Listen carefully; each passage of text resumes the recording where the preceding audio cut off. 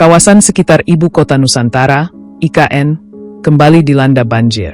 Hujan lebat yang mengguyur sejak Kamis, 4 Desember 2025, membuat sejumlah wilayah di Kecamatan Sepaku dan Penajam, Kabupaten Penajam Pasir Utara, PPU, terendam luapan sungai.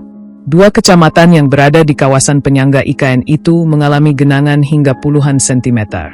Pustalops BPBD PPU menerima laporan pertama pada pukul 6.30 WITA, setelah sungai tidak mampu menahan debit air akibat curah hujan ekstrim.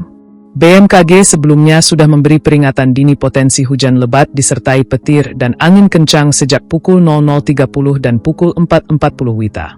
Kepala Pelaksana BPBD PPU, M. Sukadi Kuncoro, menjelaskan bahwa hujan intensitas tinggi sejak dini hari membuat aliran sungai meluap dan air masuk ke permukiman di sejumlah RT.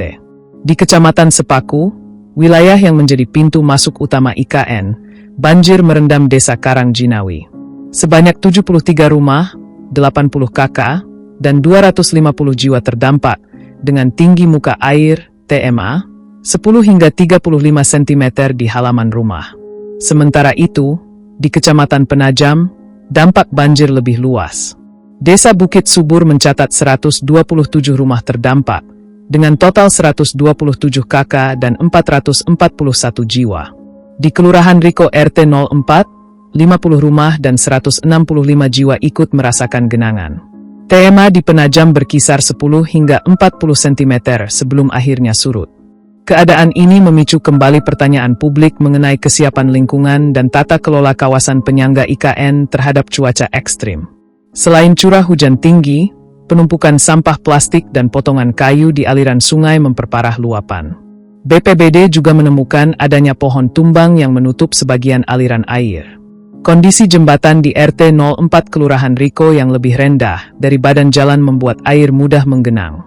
BPBD merekomendasikan normalisasi sungai, pembersihan pohon tumbang, perbaikan jembatan, serta koordinasi dengan perusahaan-perusahaan di kawasan Riko soal pengelolaan sampah. Setelah laporan masuk, BPBD bersama Otorita IKN, Babinsa, Babin Kamtipmas, Ketua RT, dan relawan langsung turun ke lokasi. Mereka melakukan pendataan, memantau TMA, serta mengimbau warga agar tidak membiarkan anak bermain di area banjir. 2 unit mobil operasional dan peralatan penanggulangan bencana dikerahkan. BPBD menyatakan tengah memantau perkembangan dan mengoordinasikan langkah mitigasi agar banjir serupa tidak menimbulkan dampak lebih besar di kawasan penyangga IKN.